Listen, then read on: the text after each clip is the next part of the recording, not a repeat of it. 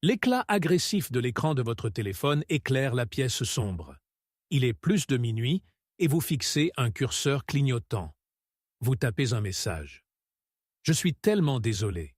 Je ne peux vraiment pas le faire parce que… Puis, vous vous arrêtez. Vous appuyez sur la touche « Retour arrière ». Vous le tapez à nouveau. Cette fois, vous ajoutez un petit rire, espérant adoucir le coup. Vous construisez un paragraphe entier d'excuses, détaillant votre emploi du temps serré et vos circonstances, terrifié à l'idée que la personne à l'autre bout puisse être déçue par vous. Dites-moi, vous êtes-vous déjà senti comme un avocat de la défense, vous épuisant juste pour défendre votre propre droit au repos? C'est un fardeau invisible et lourd. La fatigue silencieuse et quotidienne de puiser constamment dans votre propre force vitale juste pour obtenir une approbation temporaire de tout le monde. Nous nous racontons un mensonge très convaincant. Nous disons que donner une explication longue et détaillée est simplement une question de politesse. Nous croyons que si nous exposons chaque raison, si nous leur montrons à quel point nous sommes épuisés ou occupés, l'autre personne fera preuve d'empathie. Nous nous convainquons que notre surexplication est un pur acte de gentillesse et de respect mutuel. Mais prenons du recul et appelons ce comportement par son vrai nom. Ce n'est pas de la gentillesse. C'est un symptôme profondément enraciné du désir de plaire aux autres. C'est l'habitude toxique et épuisante de la surexplication. Voici la dure et inconfortable réalité. Lorsque vous offrez une longue liste d'excuses pour dire non, vous ne protégez pas du tout vos limites. Vous faites en fait exactement le contraire. En fournissant toutes ces raisons, vous sortez du rôle d'un adulte sûr de lui et vous vous repliez dans le rôle d'un élève demandant la permission à un professeur. Vous transformez une simple décision personnelle en une demande formelle. Et le pire de tout, vous confiez à l'autre personne l'autorité d'approuver ou de rejeter votre droit de dire non. Parce que lorsque vous donnez des raisons, vous invitez à la négociation. Si votre excuse n'est pas assez solide à leurs yeux, ils trouveront simplement un moyen de la contourner. D'où vient réellement ce besoin profond et presque désespéré de nous expliquer? Nous devons remonter le temps et examiner attentivement la façon dont nous avons été élevés.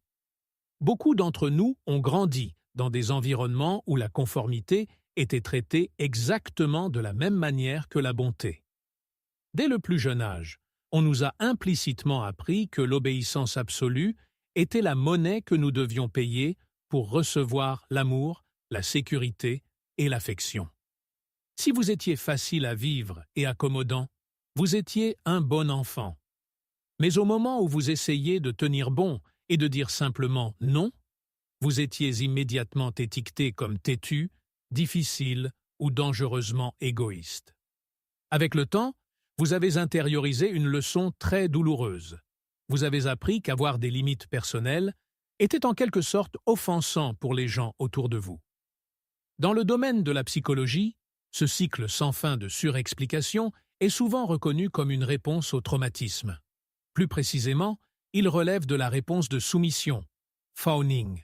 La soumission, fawning, est un mécanisme de survie psychologique profond où vous essayez automatiquement d'apaiser et de plaire à quelqu'un pour éviter tout conflit ou rejet potentiel. Lorsque vous énumérez frénétiquement 12 raisons différentes pour lesquelles vous ne pouvez pas assister à un dîner ou aider à un projet, vous ne communiquez pas seulement un conflit d'emploi du temps. Vous parlez d'une peur très ancienne et très profonde. C'est la peur persistante d'être abandonné, jugé ou émotionnellement puni si vous ne présentez pas une excuse parfaitement valable pour vos propres sentiments. Vous avez emmené cet enfant intérieur terrifié jusque dans vos amitiés adultes et vos lieux de travail. Comprendre l'origine de ce schéma est incroyablement validant. Reconnaître vos blessures passées est la première étape essentielle vers leur guérison. Cependant, connaître l'origine de votre douleur n'empêchera pas magiquement votre téléphone de sonner demain, avec une autre demande déraisonnable. Pour changer réellement la façon dont le monde vous traite à partir d'aujourd'hui, l'introspection psychologique ne suffit tout simplement pas. Vous avez besoin d'un outil pratique et immédiat pour mettre fin à cette habitude épuisante. Vous devez apprendre à forger une limite de fer. Et cela nous amène à l'étape la plus inconfortable, mais la plus puissante que vous n'aurez jamais à franchir. Examinons la mécanique d'un refus typique. Pensez à ce qui se passe lorsque vous donnez à quelqu'un une raison spécifique de dire non. Vous dites à votre collègue que vous ne pouvez pas prendre en charge son projet supplémentaire ce week-end parce que vous avez déjà un dîner de famille prévu. Qu'avez-vous fait? Vous n'avez pas posé de limite. Vous leur avez confié un puzzle de négociation à résoudre.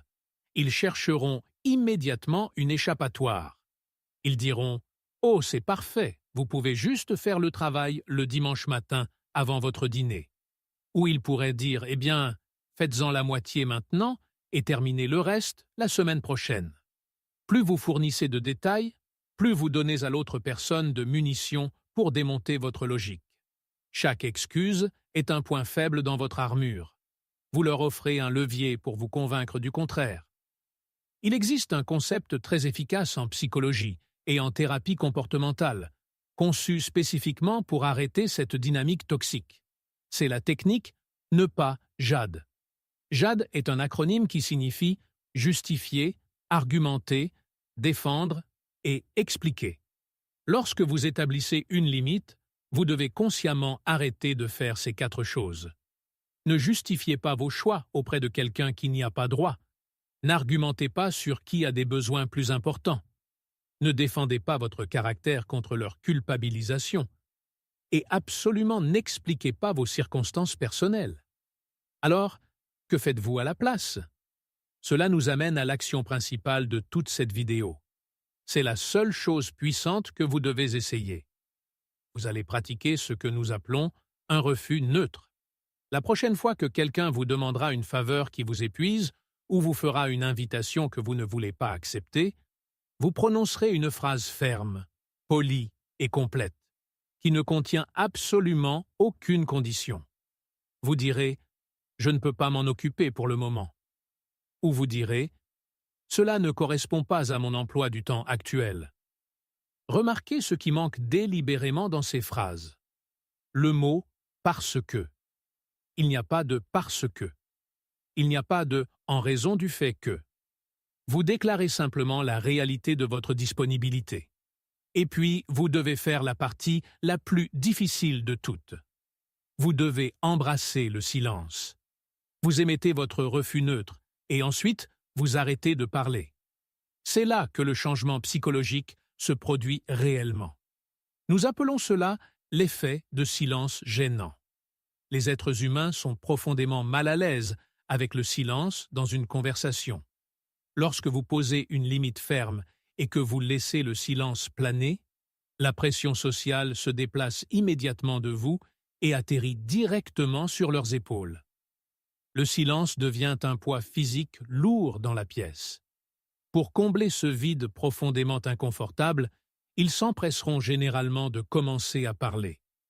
Ils commenceront à négocier avec eux-mêmes. Ils pourraient même trébucher et vous fournir une excuse. Vous n'avez pas à vous battre. Vous avez juste à maintenir la ligne du silence. Votre calme envoie un message silencieux et puissant. Il leur dit que votre décision a une valeur intrinsèque. Elle se suffit à elle-même et ne nécessite absolument pas leur permission pour exister.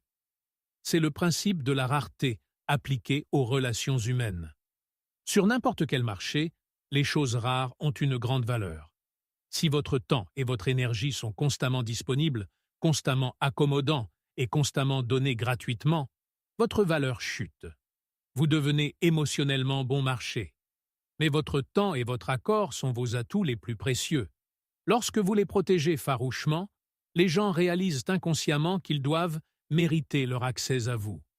Lorsque vous arrêtez de donner votre oui si facilement, les gens commenceront inévitablement à vous traiter avec un niveau de respect profondément différent. Il y a un paradoxe profond et douloureux dans les relations humaines. On nous enseigne que le sacrifice sans fin nous vaudra l'amour inconditionnel et la loyauté. Mais la réalité est entièrement différente. Un manque de limite n'attire pas l'amour. Il attire les profiteurs. Il attire les gens qui cherchent quelqu'un pour porter leur charge émotionnelle ou physique. D'un autre côté, une limite calme et inébranlable peut sembler froide au début, mais c'est la seule chose qui construit un respect durable et authentique. Lorsque vous commencez à faire cela, vous devez être préparé aux retombées. Les psychologues appellent cela le contre-coup des limites. Dès l'instant où vous arrêtez de surexpliquer et commencez à garder le silence, le système autour de vous subira un choc. Les gens qui ont confortablement bénéficié de votre complaisance sans fin vont se sentir très mal à l'aise. Ils seront probablement confus. Ils pourraient se mettre en colère. Ils essaieront presque certainement de vous culpabiliser. Ils pourraient même vous traiter d'égoïste ou dire que vous avez changé pour le pire. Vous devez comprendre que leur colère n'est pas la preuve que vous avez fait quelque chose de mal. Leur colère n'est qu'une crise de colère, parce qu'ils ne peuvent plus accéder gratuitement à votre énergie. C'est le coût émotionnel de la récupération de votre pouvoir. Cela va sembler désordonné et incroyablement difficile. Vous pourriez même perdre quelques relations dans le processus. Mais laissez ces gens partir. Ce contre-coup est une purge nécessaire. Il agit comme un filtre, balayant les relations toxiques et parasitaires de votre vie. Ce qu'il vous reste de l'autre côté, ce sont les personnes qui vous apprécient pour ce que vous êtes, et pas seulement pour ce que vous pouvez faire pour elles. Une voix anxieuse et forte dans votre tête est probablement en train de crier en ce moment. Mais, et s'ils me détestent pour ça? Et s'ils pensent que je suis une personne horrible? Abordons directement cette peur profondément enracinée. Ils pourraient ne pas aimer votre refus. En fait, ils ne l'aimeront probablement pas. Mais ils seront forcés de le respecter. Et voici une vérité essentielle pour naviguer dans le monde adulte. Le respect authentique est beaucoup plus sûr et bien plus durable que la sympathie superficielle. Être apprécié simplement parce que vous êtes infiniment utile n'est pas une véritable affection. C'est juste de la commodité. Pour vraiment comprendre ce changement, imaginez la différence physique entre ces deux états d'être. Pensez à la posture physique d'une personne sans limite. Elle se recroqueville physiquement. Ses yeux s'échappent constamment, craignant le contact. Ses épaules sont rentrées. Ses phrases sont remplies de mots de remplissage et de rires nerveux et apologétiques. Toute sa présence physique est une excuse ambulante pour le simple fait d'exister et de prendre de la place. Maintenant, imaginez la posture de quelqu'un qui protège ses limites. Ils sont ancrés. Ils maintiennent un contact visuel direct et stable. Leur respiration est calme et leur corps physique est complètement immobile. Ils sont invariablement polis, mais entièrement fermes. Ils ne se recroquevillent pas pour que les autres se sentent plus à l'aise. Ils tiennent simplement leur position et attendent poliment que le monde s'adapte à eux. Le vrai pouvoir ne vient pas du fait de prouver sa valeur, encore et encore. Il naît tranquillement à l'intérieur d'une personne qui sait exactement où elle se situe et ne nécessite absolument aucune validation externe pour exister. Ce soir, ou peut-être demain, vous vous retrouverez inévitablement avec votre téléphone en main. Vous fixerez cet éclat familier et agressif, tapant un autre paragraphe massif d'excuses et d'explications compliquées. Lorsque ce moment arrivera, je veux que vous arrêtiez. Prenez une profonde inspiration et supprimez chaque mot. Tapez un refus court, poli et complètement neutre. Appuyez sur « Envoyer ». Puis, éteignez physiquement l'écran. Éloignez-vous de l'appareil et laissez calmement leur confusion temporaire se transformer lentement en un respect profond et permanent. Le choix vous appartient. Êtes-vous enfin prêt à traverser quelques instants d'inconfort temporaire pour retrouver votre liberté absolue pour le reste de votre vie?